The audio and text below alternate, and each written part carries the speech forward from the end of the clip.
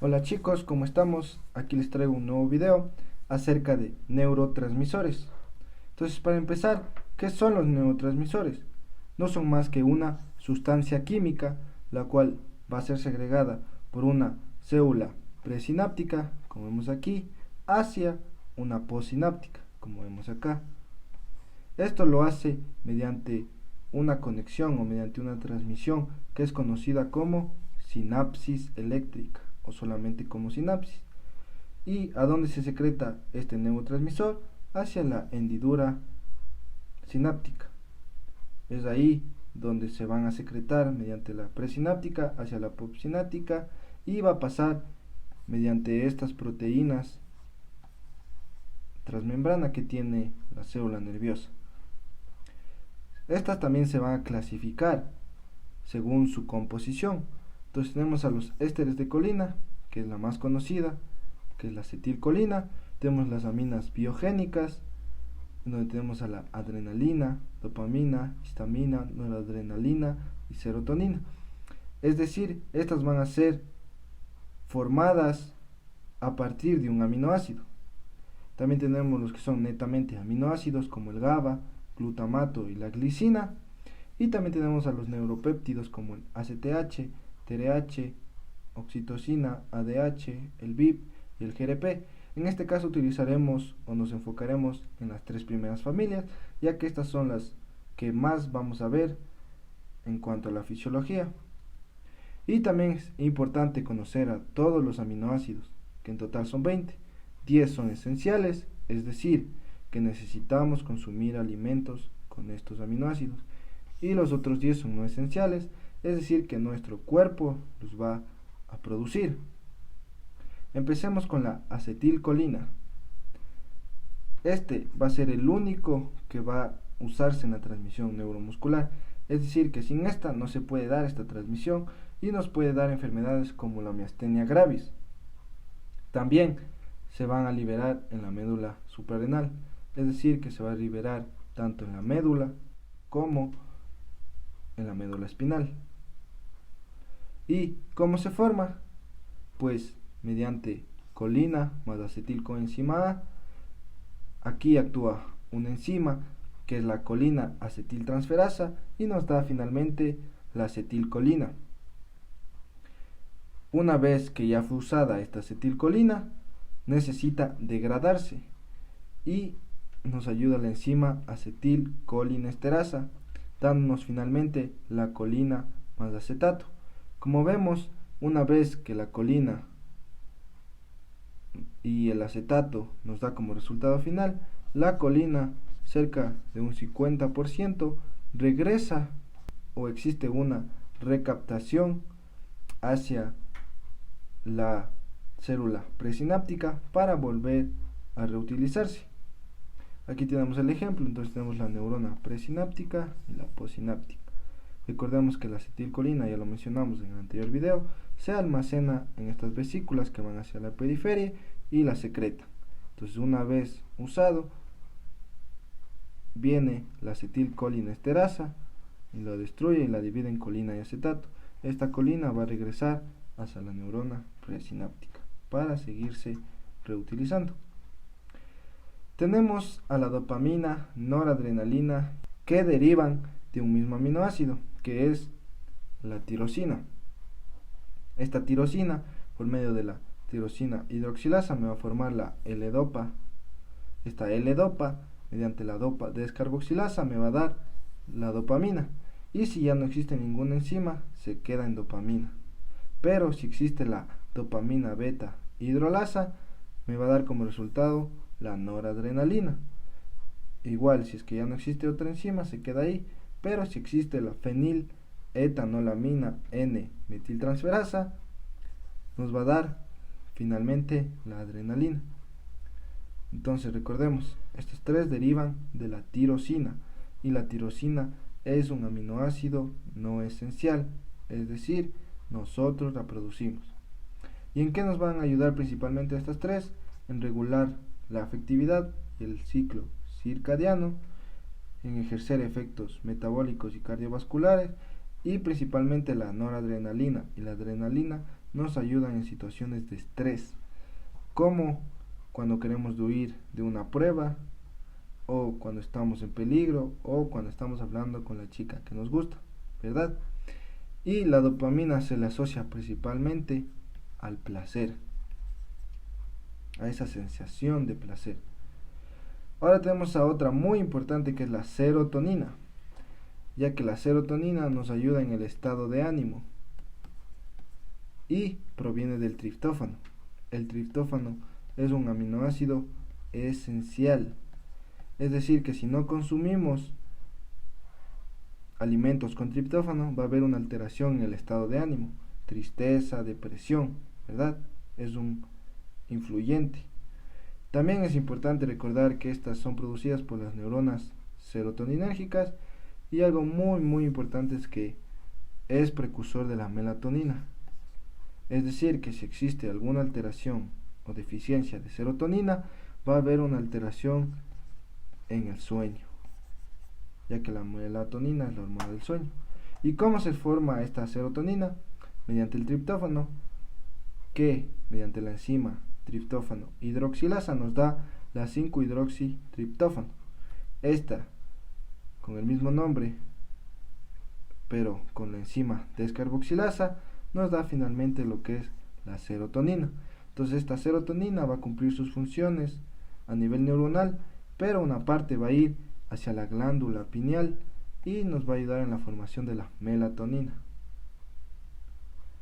También tenemos a la histamina, que se le relaciona a procesos de alergia, muy importante, y proviene de la histidina, que en pequeños o en niños es un aminoácido esencial, pero ya en adultos es no esencial, es decir, la producimos nosotros. Esta histidina va a ser catalizada por la histidina descarboxilasa y nos va a formar la histamina, que se va a almacenar en los mastocitos y nos va a ayudar en los procesos de reacción de alergia, como ya les puse arriba. Y también va a actuar a nivel estomacal y cerebral. ¿Cómo puede ser esto posible? Pues se da debido a que tiene varios receptores, como el H1, que actúa a nivel de las conexiones neuronales, también en la broncoconstricción, a nivel de la vasodilatación y también a nivel cardíaco. Ya puede ser aumentar la frecuencia o disminuirla. Tenemos a los H2, que se le relaciona principalmente con los mastocitos, también conexiones neuronales, y también fundamental a la mayor secreción de ácido gástrico. Los H3, que actúan más a nivel intestinal, ayudándonos al peristaltismo y también a las conexiones neuronales. Y el H4 también se le asocia a los mastocitos, y estos van a estar presentes en lo que son en el timo y también en el vaso. Tenemos al glutamato. El glutamato forma parte de un aminoácido no esencial, es excitador y presenta 3 receptores ionotrópicos y el cuarto es metabotrópico, es decir, 3 ionotrópicos y un metabotrópico. Pero ¿cuál es la diferencia entre estos dos tipos de receptores? Pues les voy a decir. Vemos que los ionotrópicos son proteínas transmembranas, en donde solo necesitan que se una su electrón específico, como por ejemplo en el AMPA, el sodio. Entonces el sodio se une a este receptor y permite el ingreso. Como vemos, es simple. Igual tenemos al receptor NMDA y el kainato, que este puede ser en caso del potasio, y entrar. Entonces es un proceso simple, se une y entra. En cambio, el metabotrópico es un proceso complejo, en donde no se necesita simplemente al electrón y ya está, sino que se une el neurotransmisor o el electrón, y en este receptor transmite la señal hacia la proteína G, que es un segundo mensajero.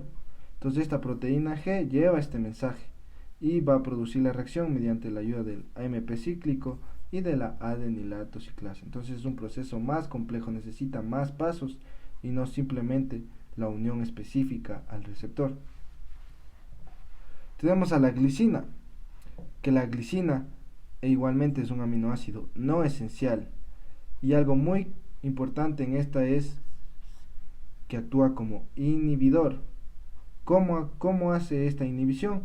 Pues aumenta la conductancia del cloro. Recordemos que el cloro es negativo, ¿verdad? Entonces nos ayuda a la hiperpolarización o a la repolarización. ¿Cómo lo hace? Aquí tenemos la presináptica y la postsináptica. Listo. Entonces, aquí tenemos a la glicina que entra, o el receptor de la glicina, que es el GLI-T1, que permite la entrada de cloro con el sodio mediante un transporte secundario, ¿verdad? Un transporte sin porte, es decir, que los dos van hacia la misma dirección. Eso igual ya lo mencioné en los anteriores videos. Entonces entra el cloro a la presináptica. Igualmente se almacena en vesículas, como vemos aquí, y esta glicina va a ser secretada, o mejor dicho, el cloro. Entonces el cloro viene y se une a estos receptores. Una vez que se une a estos receptores, va a entrar a la postsináptica. ¿Y qué va a hacer? Va a hacer que esta célula postsináptica se haga más negativa, es decir, que regrese a su estado de membrana en reposo, que ya les mencionamos que es de menos 80 a menos 90 milivoltios. Entonces se repolariza y inhibe lo que es la transmisión neuronal, ¿verdad? Entonces aquí tenemos, como vemos, el receptor NR1 es el receptor de la glicina. Y tenemos al GABA, que también es muy importante. Este va a derivar del ácido glutámico, que es un aminoácido igualmente no esencial, es decir, nosotros producimos, que igual actúa como inhibidor. Y la diferencia con el anterior es que este no va a cumplir funciones metabólicas. Este simplemente va a actuar a nivel de las conexiones neuronales. Y tenemos dos tipos de receptores, el GABA A y el GABA B. ¿Y cuál es su diferencia? Su diferencia va a ser en cómo ayuda a esta repolarización, porque esto también recordemos que nos va a ayudar a la repolarización. Entonces aquí tenemos al GABA A. Como vemos, este también nos va a ayudar con la secreción de cloro, pero esta va a ser a nivel presináptico. Entonces este está presináptico. Y también puede ocurrir postsináptico, pero más se lo atribuye al presináptico. Entonces el cloro viene y hace más negativo y regresa al estado de reposo. En cambio, el GABA B, como vemos acá, algo también que me olvidé decirles es que el GABA A es ionotrópico. Son receptores ionotrópicos, o sea, son simples, para que así me entiendan. En cambio, el GABA beta es complejo, es metabotrópico. Entonces necesita el segundo mensajero y todo eso que ya les mencioné, ¿no es cierto? ¿Y qué va a hacer este? Este ayuda con la secreción del potasio hacia dentro de la célula igualmente. Entonces igualmente va a regular mediante la bomba sodio y potasio. Saca sodio, saca 3, mete 2 potasios. Entonces así regula lo que es el potencial de membrana y lo hace negativo y inhibe la transmisión. Y pues aquí hemos visto los neurotransmisores principales que van a ser fundamentales saberlos para los siguientes videos que les voy a traer. Y aquí les traje una pequeña frase de motivación que dice: si crees en ti mismo, no habrá nada que esté fuera de tus posibilidades. Y así es, chicos, todo se puede.